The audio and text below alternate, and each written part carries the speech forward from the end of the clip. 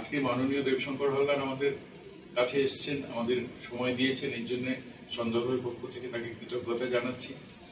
সবচেয়ে আনন্দের বিষয়, দেবশঙ্কর হালদারের সঙ্গে আমরা একটা কাজ করেছি, সেটা এখানে অনেকেই জানেন, যারা জানেন না তাদের জন্য বলছি। রবীন্দ্রনাথ ঠাকুরের 4 অধ্যায় নাটকটা দেবশঙ্কর হালদার আমাদের সঙ্গে অভিনয় করেছিলেন এবং সেই সময় আমরা তার কাছ থেকে অনেক কিছু শিখেছি সাইলেন্টলি, যারা যারা আমরা শিখতে চেয়েছি সাইলেন্টলি শিখেছি। মানে উনি রিহার্সালে ঢোকার পর থেকে বেরোনো অব্দি যা যা করতেন সেগুলো আমরা মনে করতে পারি এখন, এবং মনে করে আমাদের নিজেদের প্রতি নিজেদের একটু লজ্জা হয়, একটু আক্ষেপ হয়, আমাদের মনে হয় আমরা ওনার মতো হতে পারি না কেন। তো যাই হোক, সেগুলো সম্ভব। তা দেবশঙ্কর হালদারকে পেয়েছি, এটা আমাদের খুব আনন্দের। আমি একদম সরাসরি আমাদের সভাপতি প্রবাল কুমার বসু এবং দেবশঙ্কর হালদারকে আসন গ্রহণ করার জন্য অনুরোধ করছি। শুভ সন্ধ্যা।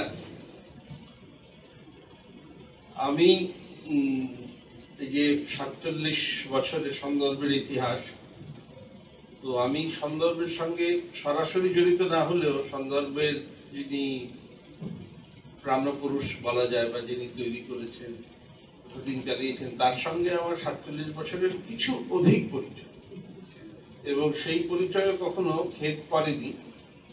ফলে আমিও সন্দর্ভের সঙ্গে সরাসরি না হলেও কিছুটা দূর থেকে ওই 47 বছরই প্রায় জড়িত।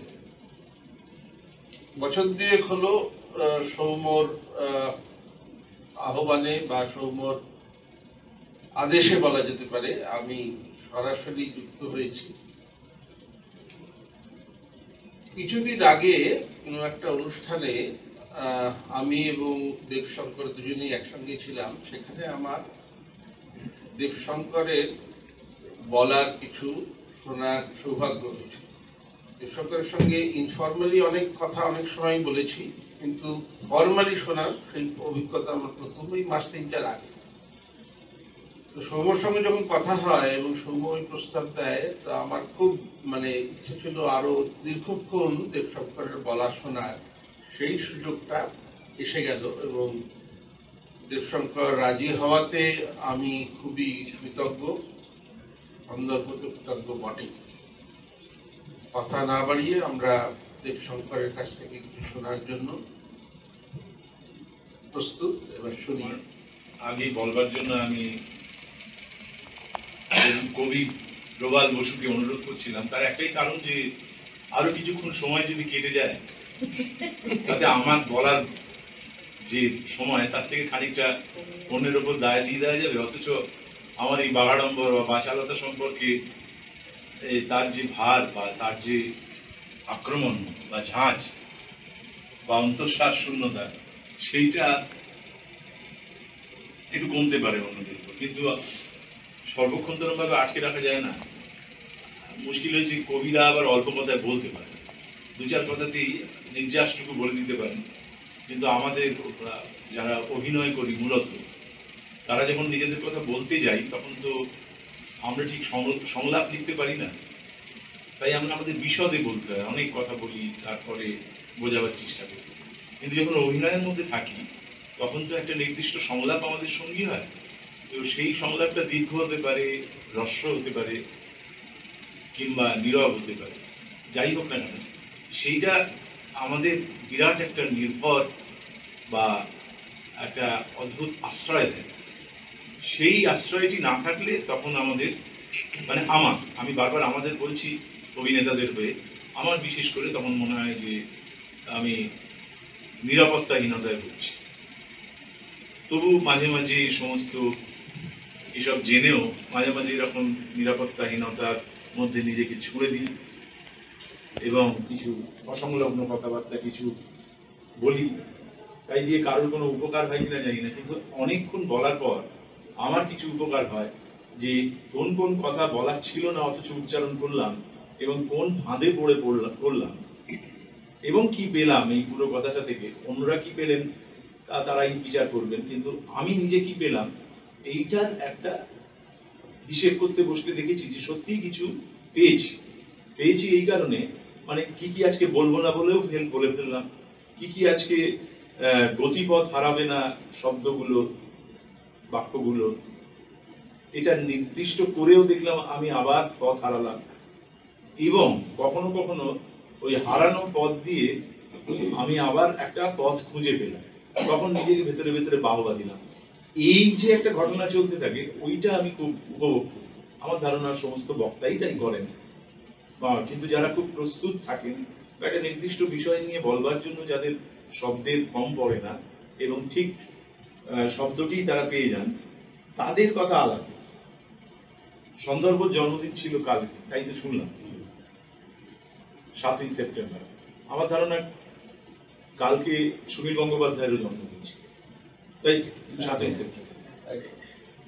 তো আমি একটি কবিতা দিয়ে শুরু করছি, কবিতা পড়ছি সুনীল গঙ্গোপাধ্যায়ের একটি কবিতা, স্মৃতিতে নেই, কিছুদিন আগে পড়েছিলাম।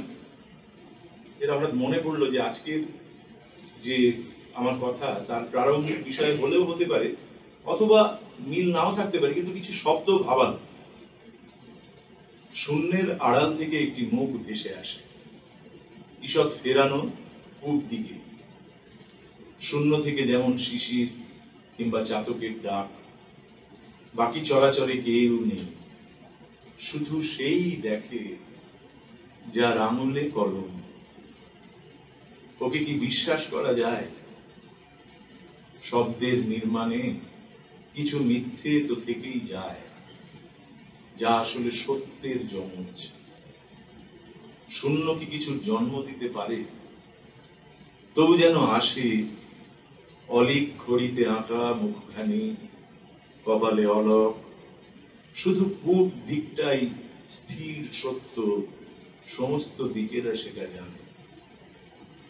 এখন দিন না রাত্রি অথবা কুয়াশা, হঠাৎ ভাঙলে ঘুম, কেন যে সময়ের ভ্রম।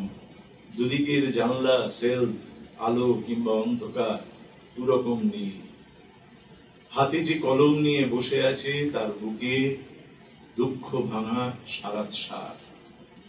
সে যাই খুঁজুক, সাদা পৃষ্ঠা, অক্ষর ও শব্দাবলী ছাড়া আর কিছুই দেবে না। এই কবিতা।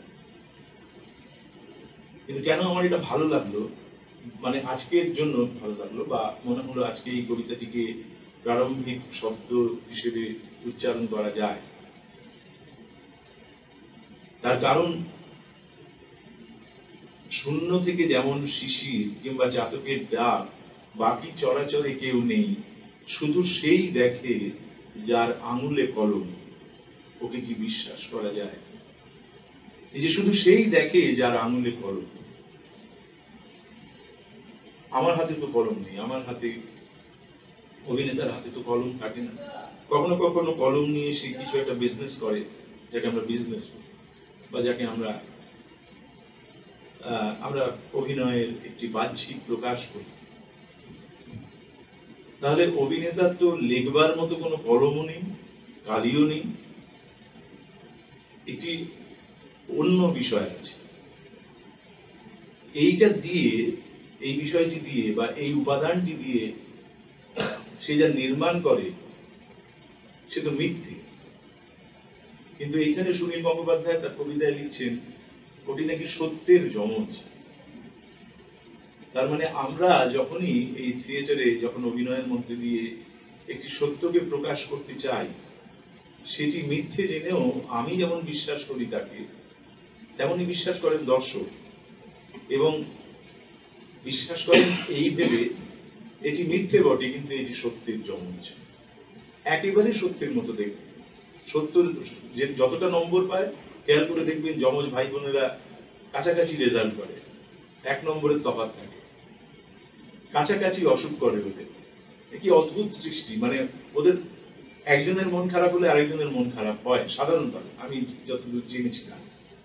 এর ব্যতিক্রম যে হয় না তা না, বড় হয়ে গেলে শেখাতে শেখাতে ওদের পাল্টাতে পাল্টাতে তোমরা আলাদা, তোমরা আলাদা, তোমরা আলাদা, এটা বলতে বলতে বলতে বলতে বলতে একদিন আমরা হয়তো ওদের আলাদা করে ফেলি, কিন্তু আদতে ওরা আলাদা নয়।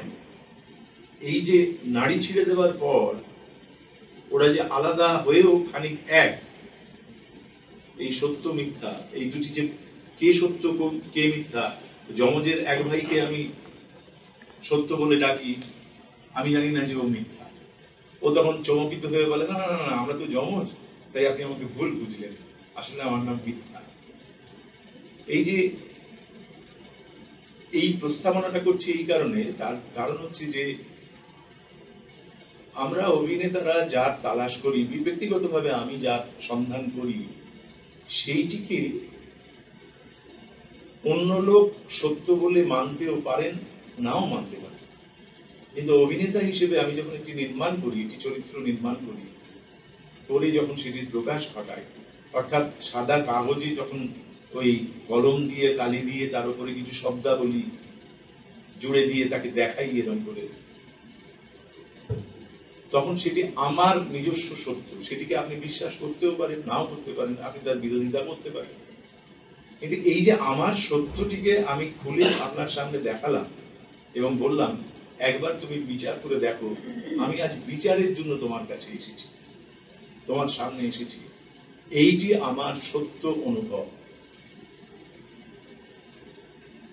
তখন অনেকে বলতে পারেন যে এইটি তো আপনার একার অনুভব নয়, এটি তো একজন নাট্যকার আপনাকে লিখে দিয়েছেন এই কথাগুলো, এবং সেগুলো আপনি মুখস্থ করেছেন, মহড়া দিয়েছেন, তারপরে আজকে আপনি সেগুলি আমাদের সামনে উগড়ে দিচ্ছেন। কিন্তু নাট্যকার যেটি লিখে দিয়েছেন সেটি তো বইয়ে পড়ে না যেত, তাতেই তো আপনার রস মিটে যেত, স্বাদ মিটে যেত। কিন্তু তা তো হয়নি, আপনি তো দেখতে এসেছেন এটা জ্যান্ত মানুষ। ফলত আমি ওই শব্দগুলোকে আশ্রয় করে আমার নিজস্ব সত্যের একটি নির্মাণ করেছি, করে সেটি আপনার সামনে মেলে ধরছি এবং ধরে আপনাকে বিচারও করতে বলছি। কারণ আপনারা প্রত্যেকে যখন অভিনয় দেখেন, নাটক দেখেন, সিনেমা দেখেন, তখন এই যে অভিনেতা নামক বস্তুটি যেটি আপনার সামনে মেলে ধরলো, সেটিকে আপনি অবশ্যই বিচার করেন যে আমার সত্যের সঙ্গে সেটি মিলছে।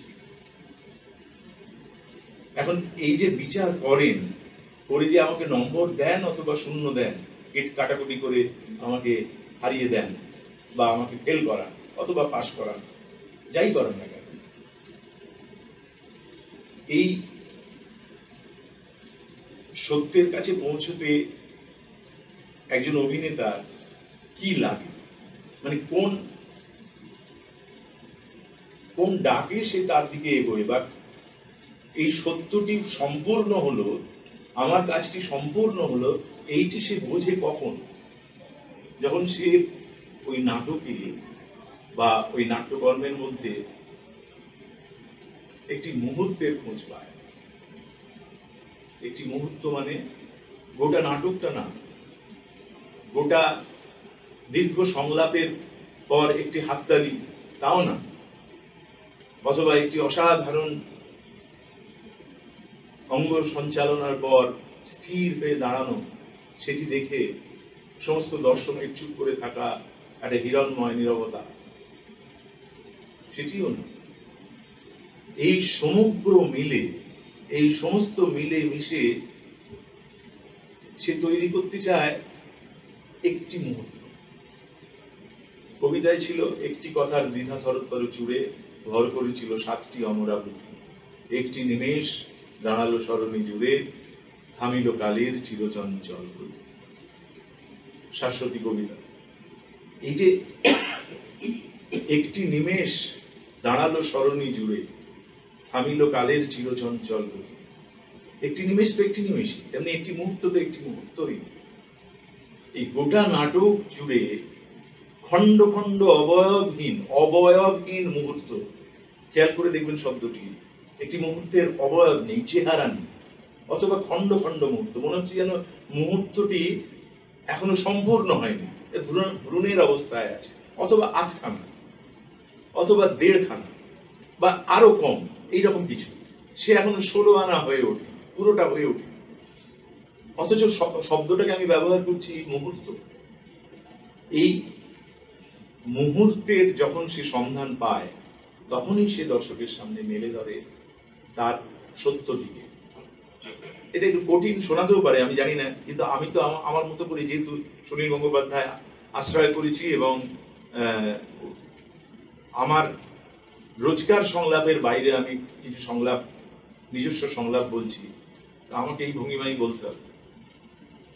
আমি জিজ্ঞেস করছি, আপনারা যারা অভিনয় দেখেন, আপনারা যারা অভিনয় করেন, বা আপনারা যারা অভিনয় ভালোবাসেন, আপনি খেয়াল করে দেখেছেন কি কখনো যে একটি নাটকে মানে একটি নাট্য এবং তার নির্মাণ যখন আপনি দেখেন, সম্পূর্ণ করে দেখেন, পুরো নাটকটা দেখেন, তখন এই ধরনের কোনো মুহূর্তই আপনার মাথার ভেতরে রিন রিন করতে থাকে, যদি আপনার ভালো লাগে। যদি অপছন্দ হয় তাহলে আলাদা কথা, মানে যদি পুরোটাই আপনি নেগেট করতে করতে গিয়ে থাকেন তাহলে আলাদা কথা। কিন্তু যদি এই প্রথম থেকে আপনাকে ভাবায় বা কখনো আপনাকে ধরে, কিংবা প্রথম দিকে ধরছিল না, এমন একটা ঘটনা ঘটলো কিছু, তারপর থেকে আপনাকে সে ধরলো এবং তারপরে আপনি পুরোটা দেখলেন, মুগ্ধ হলেন, মোহিত হলেন, কিন্তু একটি মুহূর্ত আপনাকে ভাবা। যেমন অনেকে প্রেমের কথায় বলেন যে আমি সেদিন, সেই প্রেমের শব্দে তো সবচেয়ে বড় কথাটাই আছে যে প্রহর শেষের আলোয় রাঙা সেদিন চৈত্র মাস, তোমার চোখে দেখেছিলেন আমার সর্বনাশ। এই যে এক মুহূর্তের তাকানোয় একটি সর্বনাশ দেখতে পেলাম, একটি সত্য দেখতে পেলাম, একটি মুহূর্ত দেখতে পেলাম, এবং সেইটি বয়ে বয়ে বয়ে বয়ে আমাকে নিয়ে গেল গোটা জীবন জুড়ে। এবং যতক্ষণ না আমি নিঃশেষ হচ্ছি বা সে নিঃশেষ হচ্ছে, ততক্ষণ শান্তি নেই, ততক্ষণ এইটি আমাকে তাড়িয়ে বেড়ালো। এই মুহূর্তটি অভিনেতার কাছে ঠিক তার স্বরূপটি কেমন, সেইটি নিয়েই আজকে আমাদের কথাবার্তা। সেই জন্যই প্রতীক্ষিত মুহূর্তের অন্বেষণ, এই বোধহয় শব্দ এখানে দেওয়া হয়েছে।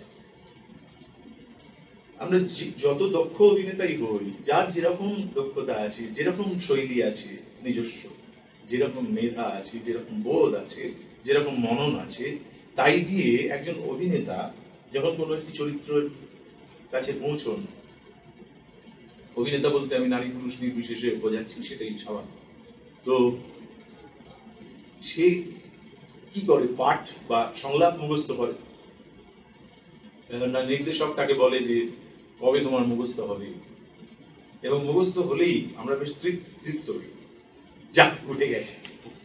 কিন্তু উঠে তো যায় না, সব চুপে বুকে তো যায় না। হ্যাঁ, বেশ এত সুন্দর মুখস্থ করার পর যেই আমি এই ধরুন, এর অনেকগুলো পর্যায় আছে, আপনারা যারা অভিনয় করেন জানেন, এবং আমাদের থিয়েটার যেভাবে চলে তার মধ্যে এগুলো খুব আমাদের চেনা চেহারা। যে আমরা প্রথমে টেক্সটটা পাই, একদিন আমাদের নির্দেশক বা আমাদের দলের যিনি কর্ণধার, তিনি আমাদের নাটকটি শোনান, আমরা একটা নাটক শুনবো আজকে এরকম বলে। তখন আমরা যারা নাট্যকর্মী বা আমরা যারা শিল্পী বা অভিনেতা হতে চাই, যারা অভিনেতা হতে চাই তাদের কথাই বলছি, বা অভিনয় করবো বলে মনস্থ করেছি তাদের কথাই বলছি, তাদের বুকের ভেতর ঋণ ঋণ করে ওঠে। এই নাটকটা মনে হচ্ছে এই যে মনের মধ্যে এইটা হলো না, এইটা মনে হচ্ছে বলছে যখন, শোনাচ্ছে যখন, নিজের সঙ্গে নিজের কথা হয়, তখন মনে হয় যে আমার মনে হচ্ছে এবারে এই নাটকটা ধরবে। তখন নিজের মনের মধ্যেই মনে হয় এটা কতজনের নাটক, এতে কতগুলো চরিত্র আছে, কতগুলো পুরুষ, কতগুলো মেয়ে, কতগুলো বড় চরিত্র, ইত্যাদি ইত্যাদি, এরকম সব হতেও পারে, নাও হতে পারে, কিন্তু আমার ধারণা হয়।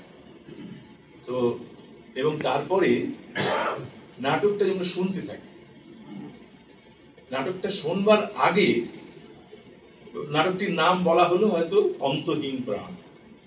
এই যে নামটা শুনলাম, অন্তহীন প্রাণ, শুনেই আমি এই যে অভিনেতা হতে চাই বা আমি অভিনেতা, আমি শুধু নামটাকে গ্রহণ করেই আমি কিছু শব্দ বানাতে শুরু করি, চরিত্র বানাতে শুরু করি, এর মধ্যে যদি সময় পাই, যদি অলস না হই।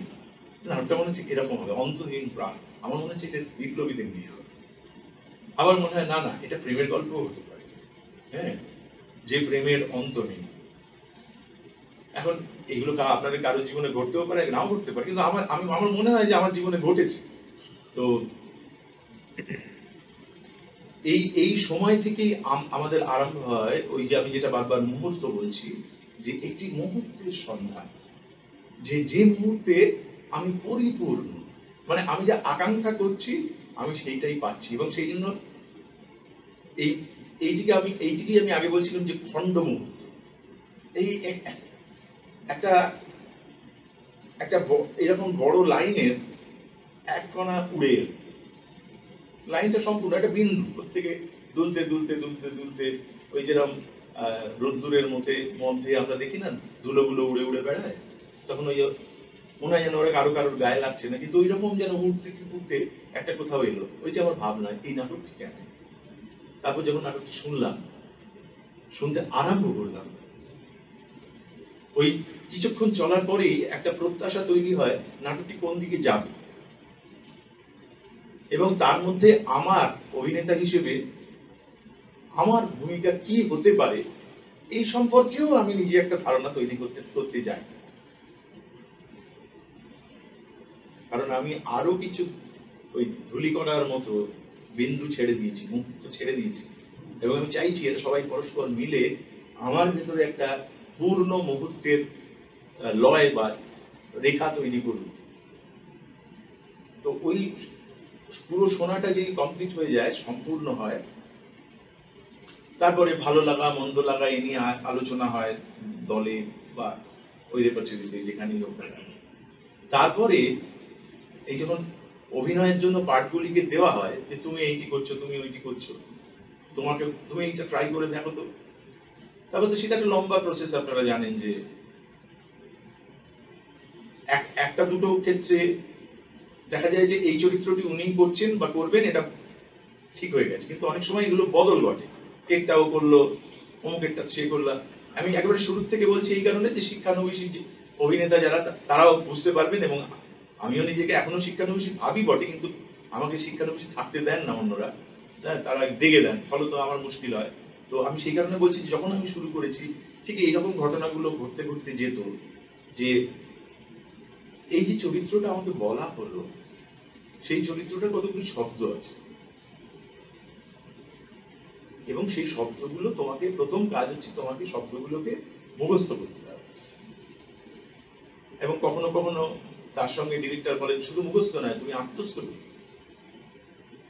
আমি এগুলো বুঝি যেগুলো করতে হবে, আমি নিজে নিজে একা একা করিও, কিন্তু যখন এই সবাই মিলে করবার ঘটনাটা ঘটতে থাকে, যেহেতু নাটক সংযুক্ত শিল্প, সবাই মিলে করতে হবে, এই যেই আরম্ভ হয়, তখন আমি ওইটিকে আশ্রয় করি, মানে আমি বাড়িতে বা একা রাস্তায় হাঁটতে হাঁটতে এই যে সংলাপটিকে বা এই ভাবটিকে যেভাবে দেখতে পেয়েছিলাম বা যেভাবে আমি গ্রহণ করেছি, আমি দেখি যে অন্যের সঙ্গে মিলে বা পাঁচজনের সামনে আমি ঠিক সেইটাকে খুঁজে পাচ্ছি।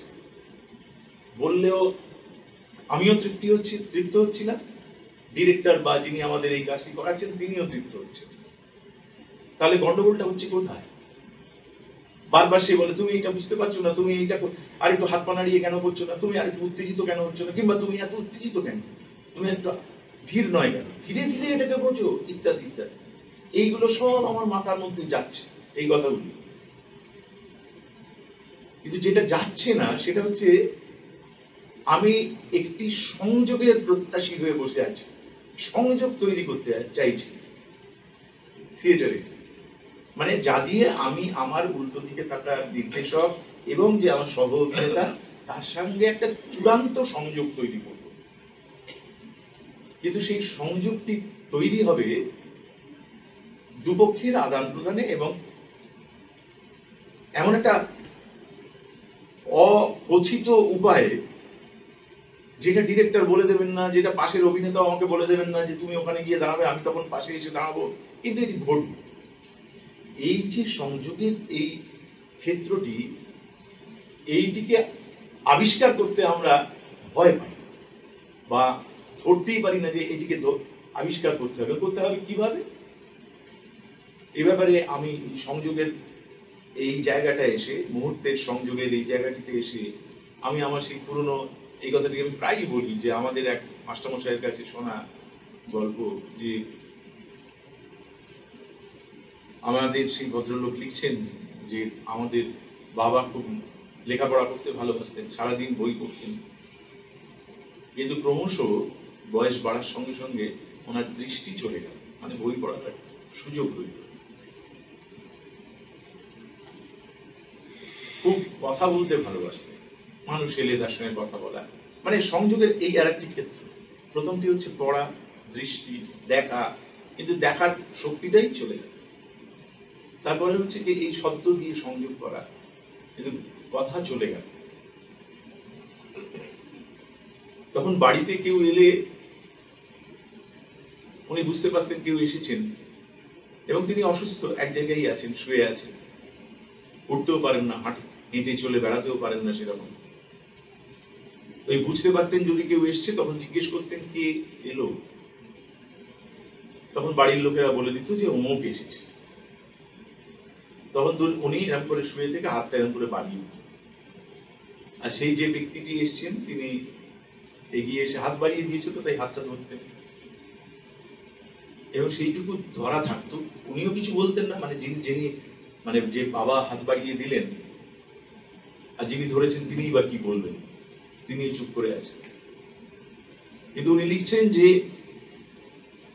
এই মুহূর্ততে তীব্রতম সংযোগ ঘটছে, আমরা বুঝতে পারছি, এবং এই সংযোগের উনি নাম দিচ্ছেন অন্ধের স্পর্শের মতো। আমি অভিজ্ঞতার কথাটি বললাম, একটি লেখায় আমরা পড়েছি, আপনারাও পড়তে পারবেন, শঙ্খ ঘোষের একটি বক্তৃতা, তার শিরোনাম অন্ধের স্পর্শের মতো। তার মানে অন্ধের স্পর্শের মতো কেন শব্দটা ব্যবহার করছি? যে এখানে কোনো দেখা নেই, এখানে কোনো কথাও নেই, একটি নিবিড়তম স্পর্শ আছে, ব্যাস। এই দুটো হাত পরস্পরকে ছুঁয়ে আছে, ওর মধ্যে দিয়েই সংলাপ চলছে। তা আমাদের অভিনয়ে যখন এই রকম কথা এবং দেখা, এই সমস্তকে আমরা সম্বল করে এগোতে এগোতে এইটিকে আড়াল করে দিয়ে শুধু এই দুটি হাত ছুঁয়ে আছে, যেটা তার থেকেও বেশি কি না, আমরা ছুঁতেও পর্যন্ত পাচ্ছি না, মানে হাত দিয়ে ছুঁতেও পাচ্ছি না দর্শক, কিন্তু তবু ছুঁয়ে দিলাম এবং সেও আমাকে ছুঁল। এই যে একটা মুহূর্ত, এই যে একটা অনুভব, এইটি একজন অভিনেতা তৈরি করেন তার অভিনয়ের মধ্যে এবং করতে পারেন, এবং সেইটি কিন্তু একটি প্রলম্বিত মুহূর্ত, এবং সেই মুহূর্তটি কিন্তু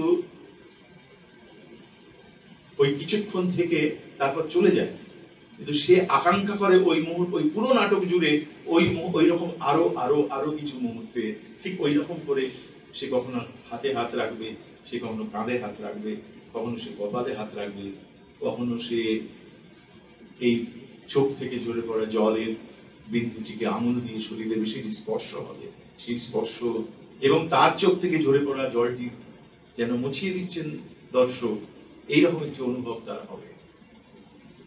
আমরা বলবেন এরকম আবার হয় নাকি, কিংবা আজকে আমি বক্তৃতা দিচ্ছি বলে, মান্যতা দিয়েছেন বলে আপনারা অনেকেই বলতে পারেন যে আজকের দিনটা ছেড়ে দিলাম আপনাকে, হ্যাঁ নেহাত ডেকে এনেছি, কিন্তু এইসব ভালো হয় না।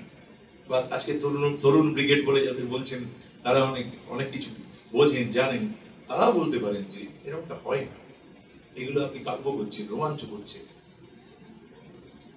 কিন্তু আমাকে যদি মানে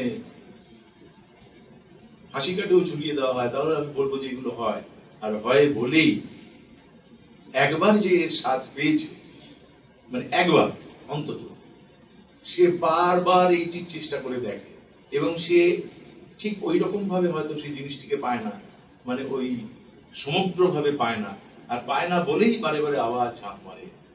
আর একটুখানি হলো, হয়তো কপাল অব্দি হাতটা গেল, একটু গাটা গরম বোঝা গেল, হ্যাঁ, তার বেশি বোঝা গেল, কিন্তু তবু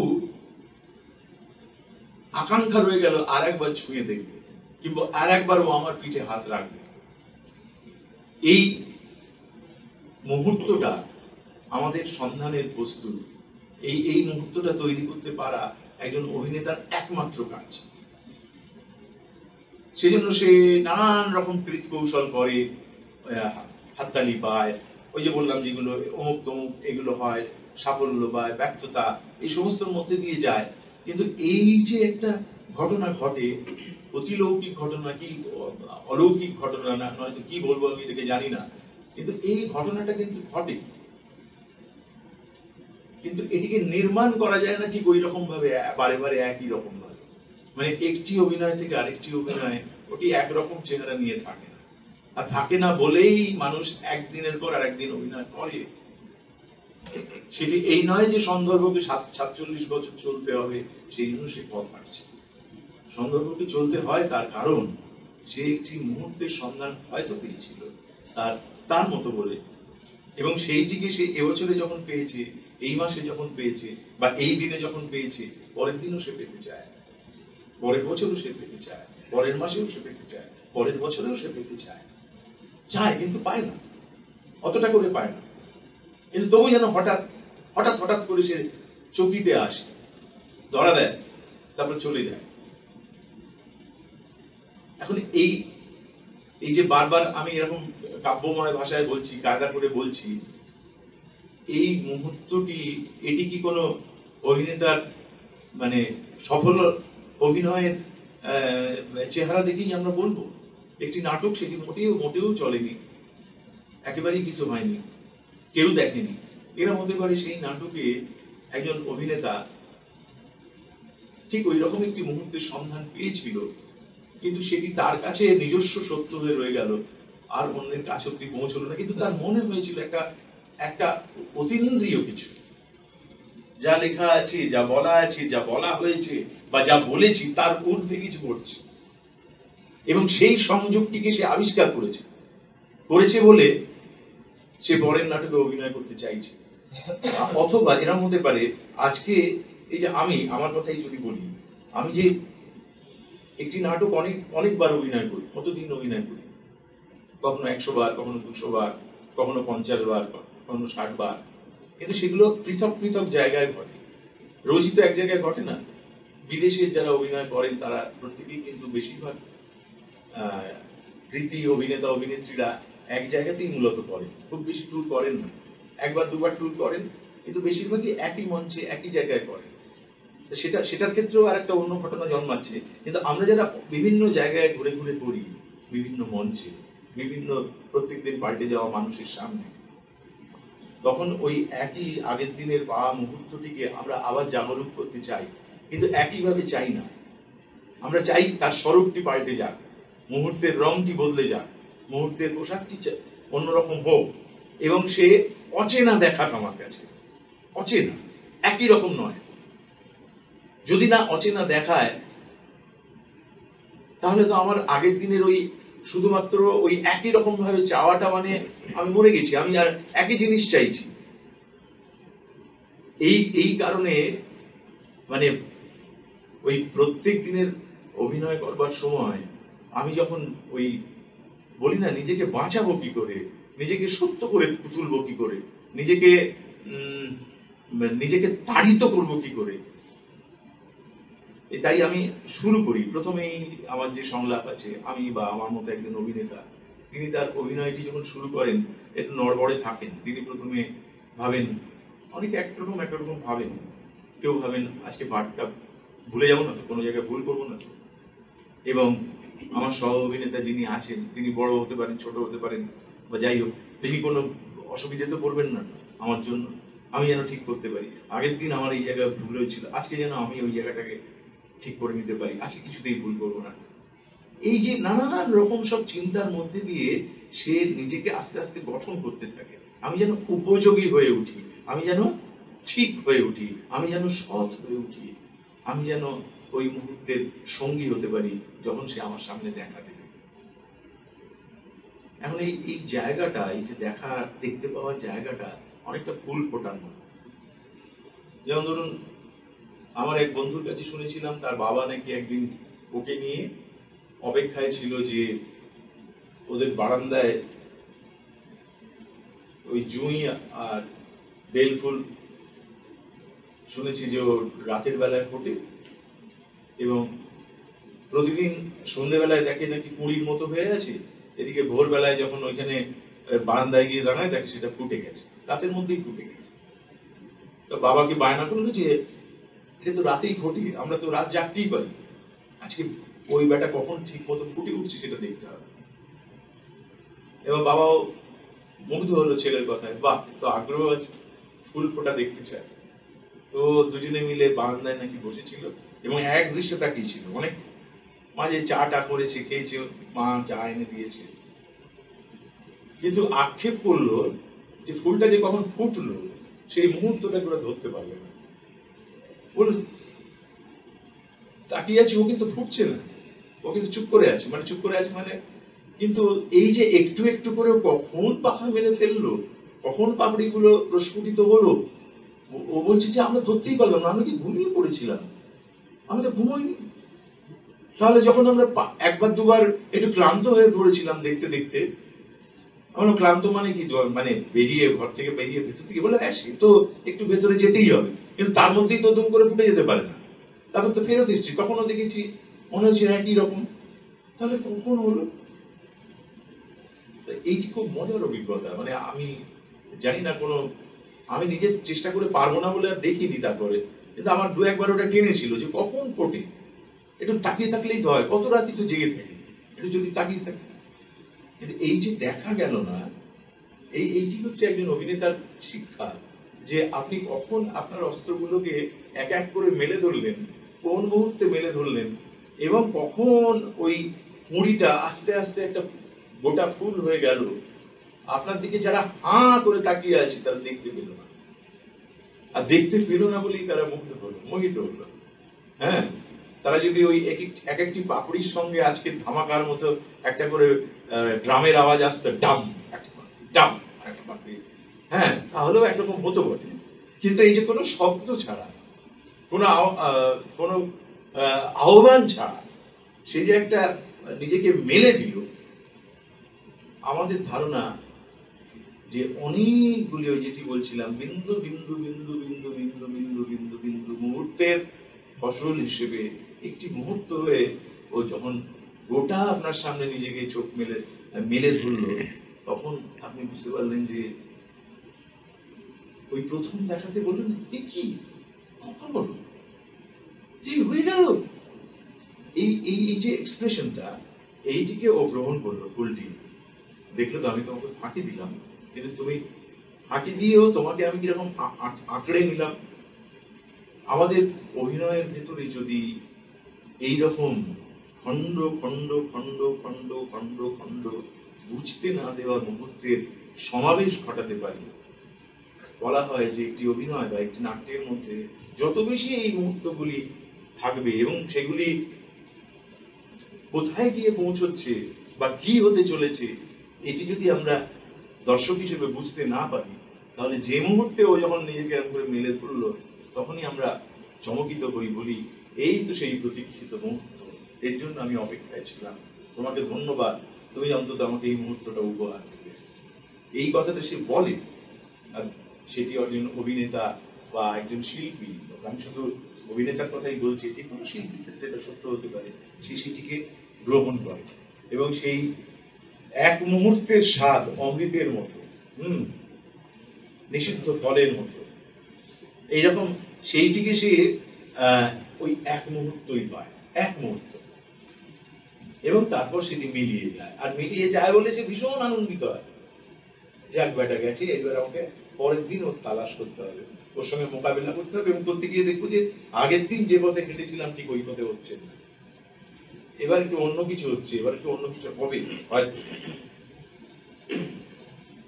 এখন এইটিকে কি আমরা সংযোগিত বলি, আমরা তো এই ইংরেজিতে যেটাকে কমিউনিকেশন বলি।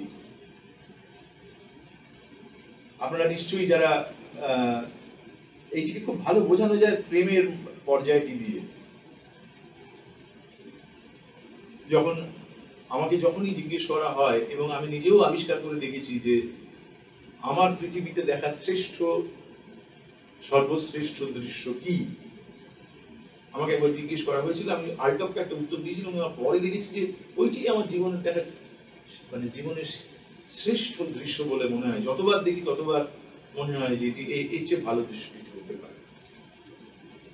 যেমন ধরুন, আমি যখন নায়াগ্রা ফলস প্রথম দেখলাম, মানে অত্যাশ্চর্য একটা ব্যাপার, মানে তাকে তো আর শব্দে ধরা যায় না, তবু তো মানুষ তাকে শব্দে ধরে, কত রকম ভাবে করে, নানান রকম করে। আমি তো নায়াগ্রা ফলসের সামনে দাঁড়িয়ে, মানে নায়াগ্রা জলপ্রপাতের সামনে দাঁড়িয়ে কাউকে কাউকে ওয়াও বলতেও শুনেছি। হ্যাঁ, মানে ওইটুকু দিয়ে তার হয়ে গেছে, কেন যে বলবো আমি বুঝলাম না, এ তো হয়েছে। আবার হ্যাঁ, কেউ কেউ নৈশব্দে দেখেছেন, তাও দেখেছি, হাঁ করে দেখছেন, চোখগুলো বড় বড় হয়ে গেছে। আমারও হয়তো হয়েছে, শব্দ বুঝেই পাইনি, কি বলবো কি করবো কিছুই বুঝে উঠতে পারছি না।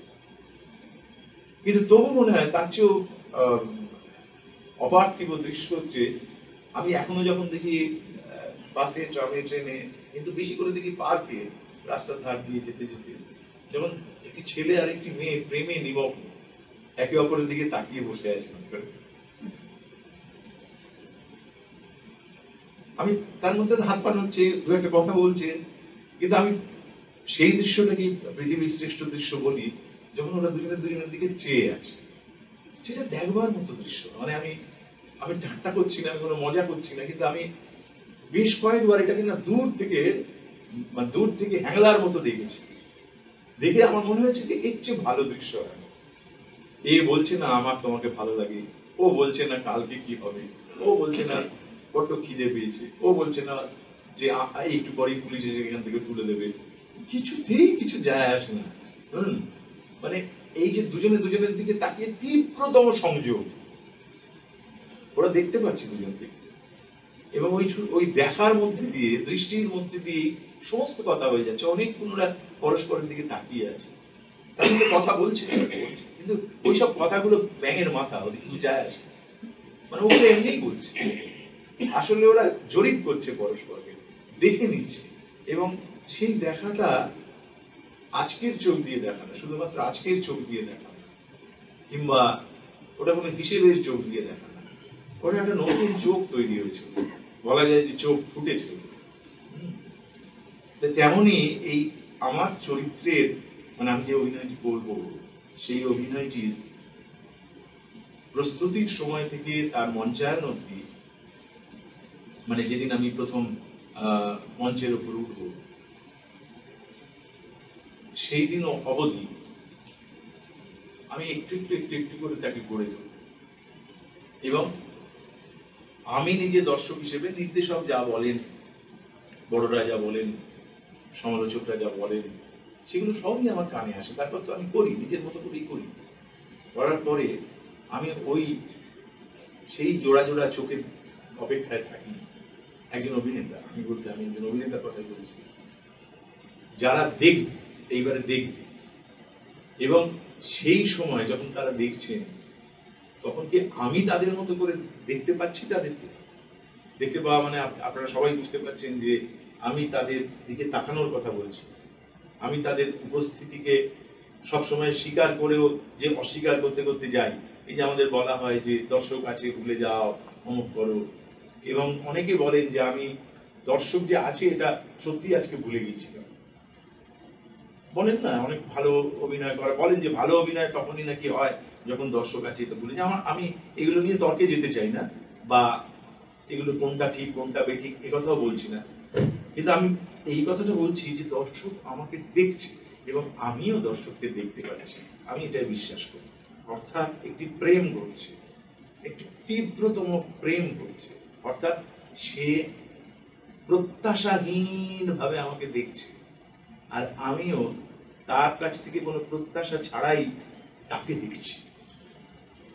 এই লেনদেনটা, এই বোঝাপড়াটার আকাঙ্ক্ষায় আমরা থাকি, সেই জন্য নিজেকে তৈরি করি, নানান রকম করি।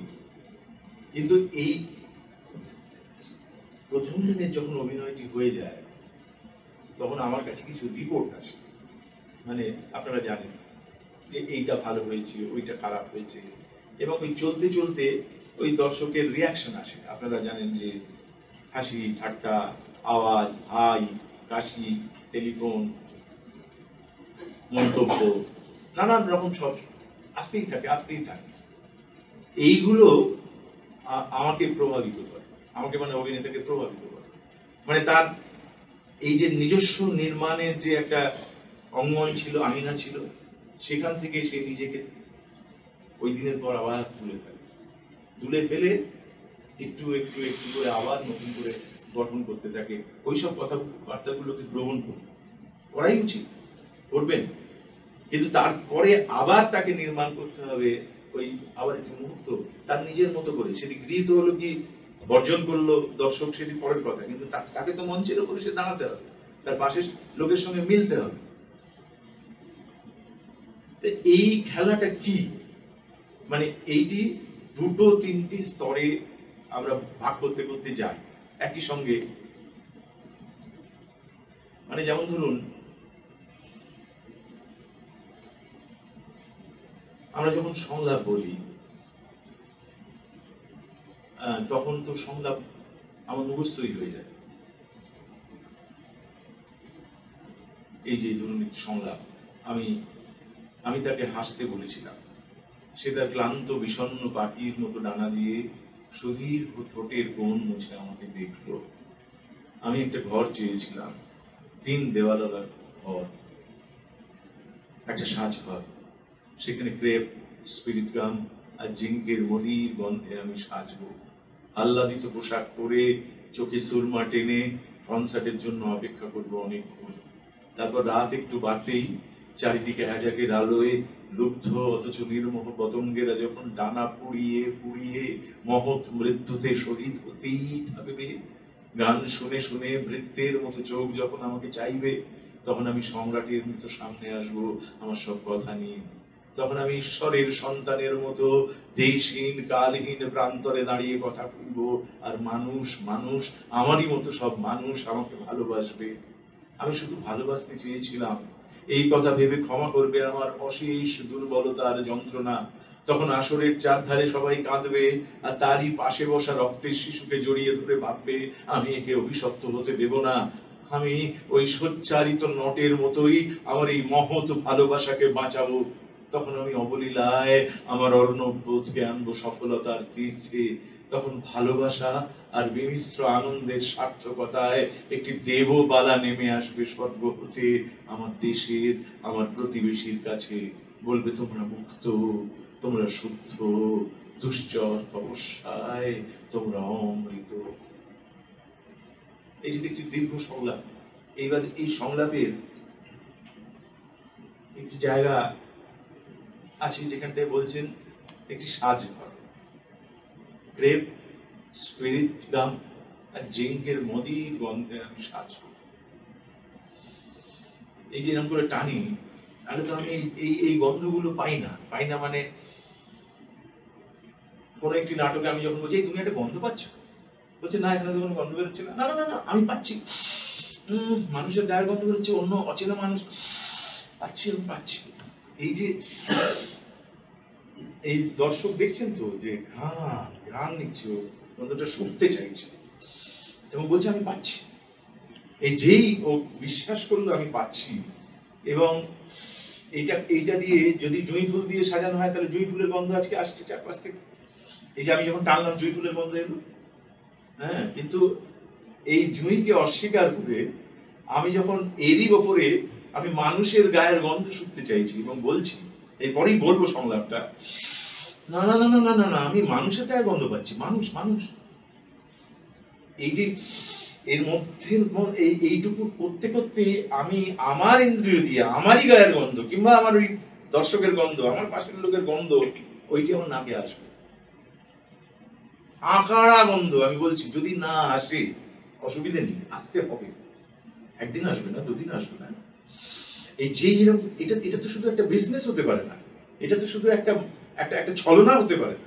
হ্যাঁ, যখন আমরা জীবনে করি সেটিকে যখন আমরা নাটকে সাজাই, তখন আমি বলছি যে পচা গন্ধটা পচা গন্ধর মতো করেই আসবে না, কিন্তু তার চেয়ে অতিরিক্ত হয়ে আসবে। কেন আসবে? কেননা আপনি আপনার যে এই যে নাক টানাটাকে আপনি ওটা ঠিক করে রেখেছেন এবং সে একটা রিদমের মতো আপনার শরীরে সংলাপের মধ্যে সেটা ঠিক তার মতো করে আসবে। যেই ওইটি আসতে থাকবে সঙ্গে সঙ্গে আপনার ভেতরে একটা ঘৃণে একটা পচা গন্ধ আপনাকে পেয়ে বসবে, অথচ সেটি সত্যের জমজ, সেটি মিথ্যে।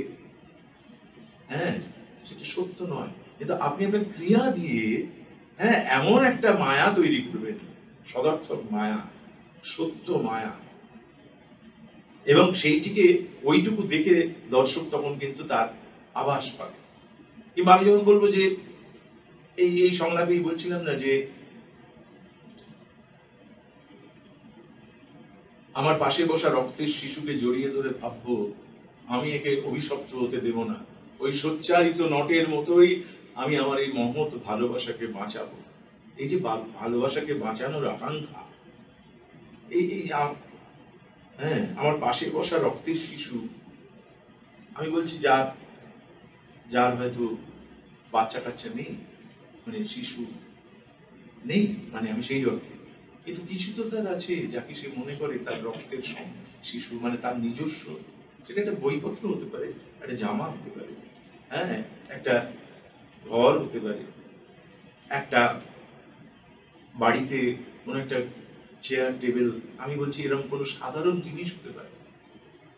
সে ওইটির কথা কল্পনা করি, মানে সেইটিকে বাঁচাতে চেয়েই মানে এই সংলাপ বলতে পারে। কেননা এই রক্তের শিশু শব্দটা শুধু কিন্তু একটি শিশুকে দেখায় না, এটি ভালোবাসা। আমার ওই যে শব্দটা পরে বলছি, আমার এই মহৎ ভালোবাসাকে বাঁচানো, হ্যাঁ, এই মহৎ ভালোবাসাকে বাঁচানোর জন্য একটি মুহূর্তের দরকার হয়, এমন একটি মুহূর্ত যা আমাকে এই যে মাধ্যাকর্ষণ, এই যে আমাকে নিচের দিকে সারাক্ষণ টেনে রাখা, এইটিকে অস্বীকার করতে শেখায়। ভালো কবিতা, ভালো গদ্য এবং ভালো গান, ভালো নাচ উৎকৃষ্ট এবং ভালো অভিনয় শিল্পীকে একটা উড়াল দেয়। আমরা বলি উড়ছেন, উনি উড়ছেন, অর্থাৎ উনি মাটির ওপর দাঁড়িয়ে, মাটির থেকেই উনি একটা কোথাও মানে লাভ দিয়েছেন, অস্বীকার করেছেন জাগতিক সমস্ত টানকে, এবং সেটি কিন্তু একটি মুহূর্ত থেকেই মানে পেয়েছেন, এবং সেই টানটিকে উনি গ্রহণ করেছেন তার শরীরে, মননে, চিন্তায়, বুদ্ধিতে, আবেগে, এই সমস্ত দিয়ে তিনি তখন লাগিয়েছেন ওকে। এই যে আমরা যখন একটা অভিনয়ের সময়, আমরা আপনারা সকলেই জানেন যে আমরা যখন বলি তোমার বয়স এখন 5 বছর, কেউ অভিনয় করছেন, তুমি কিরকম ভাবে করবে? যদি কোনো একজন অভিনেতা হন, মানে উদ্যোগী অভিনেতা হন, তিনি তাড়াতাড়ি ওই চেয়ার থেকে উঠে পড়েন বা যেখানে বসেছিলেন সেখান থেকে ওঠেন, তারপর 5 বছর শুনেই সে লাফাতে থাকে, মাকে ডাকতে থাকে, ও মা খেতে পেয়েছে, খেতে দাও না, মা খেতে পারবো বলে, আমি দেখেছি সে লাফাতে থাকে। হ্যাঁ, তার মানে সে জন্মেছে কিছুদিন আগে, বছর 5 হলো সে জন্মেছে। পৃথিবী এবং এই টান সম্পর্কে তার তেমন কোনো মাথা ব্যথা নেই, তাই টানকে সে অস্বীকার করে। হ্যাঁ, এ আমাকে ধরে রেখেছে কেন, মাটির দিকে খালি চেপে রেখেছে পা, তাই সে লাফায়। তাই আমরা যখন ছোট থাকি তাদের আমরা ছোট দেখি যে তারা লাফালাফি করছে, এবং একটু বড় হয়ে যাওয়ার পর আমি যদি এখন লাফাই, তাহলে আপনারাই আমাকে বলবেন ছেলে মানুষদের মতো লাফাচ্ছেন কেন, এক জায়গায় বসুন না, দাঁড়ান না। বেশিরভাগ সময় একটু শিক্ষা ব্যবস্থা বলে যে বস্তুটি আছে, তা আমাদের তো সবচেয়ে বেশি একটা বড় কারাগার হিসেবে পরিগণিত হয়।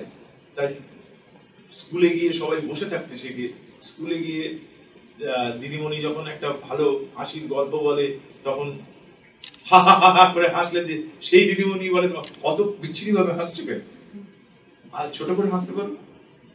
এই যে সভ্যতা আমাদের খালি এই টানটিকে স্বীকার করতে বলছে, যে ওটাকে স্বীকার করো, স্বীকার করো, স্বীকার করো।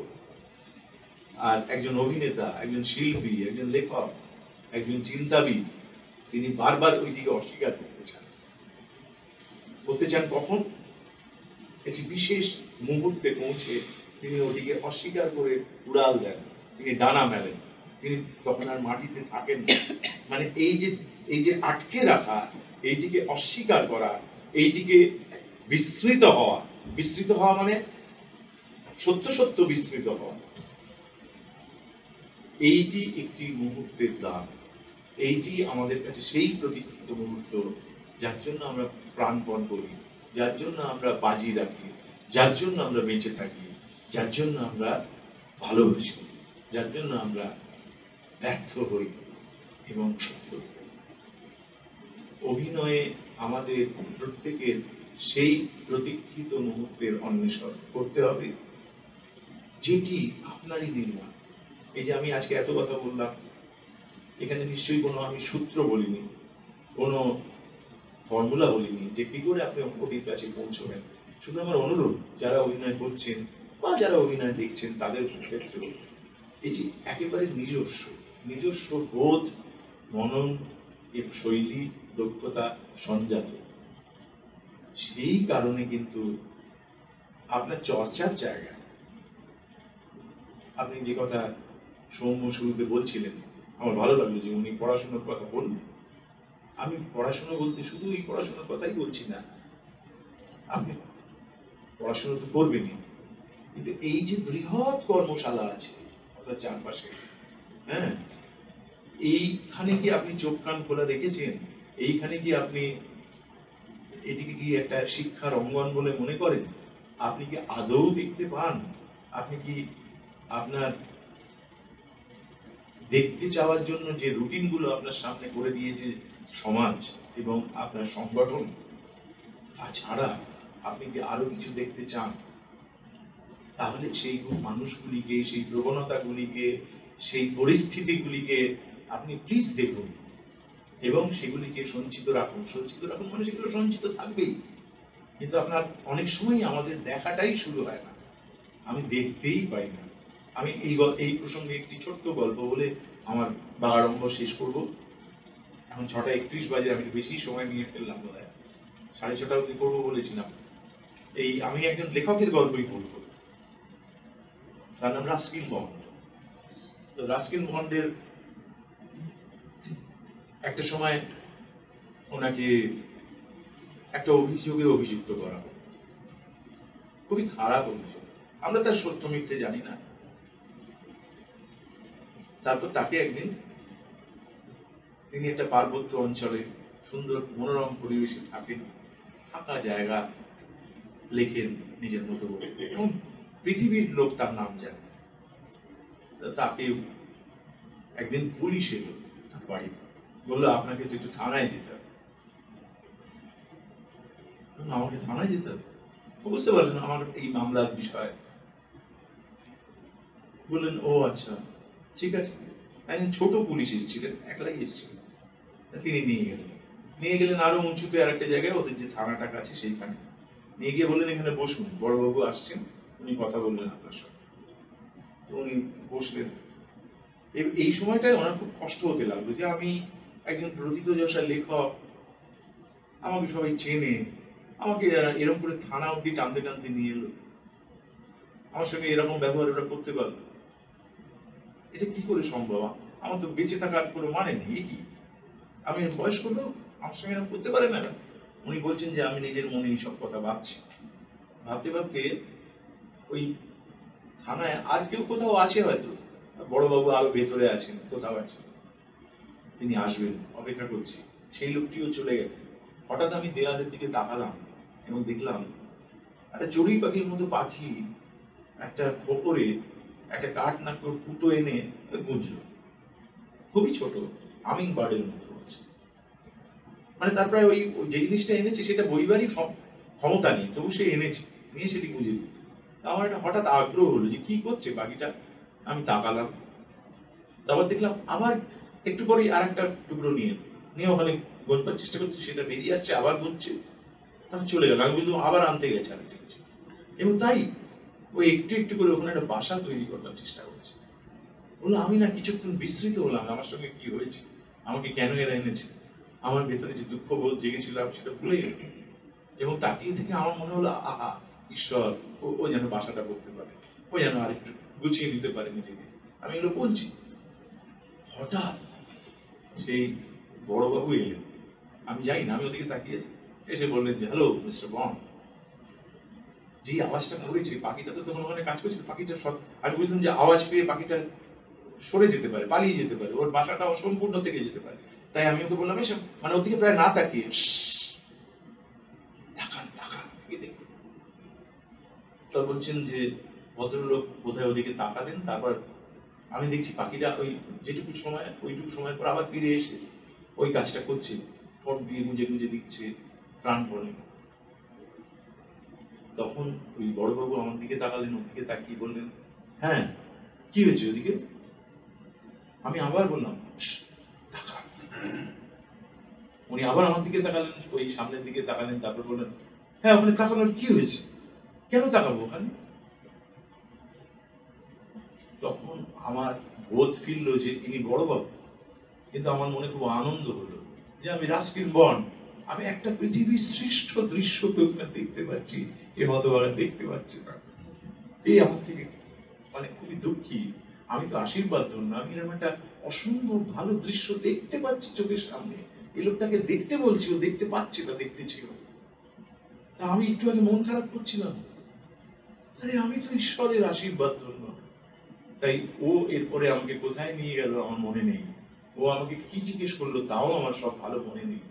আমার মনে আছে যে বাকিটা বাসাটা সম্পূর্ণ করতে পেরেছিল, ওটা দেখতে পেরে আমার বড় ভালো আনন্দ হচ্ছে।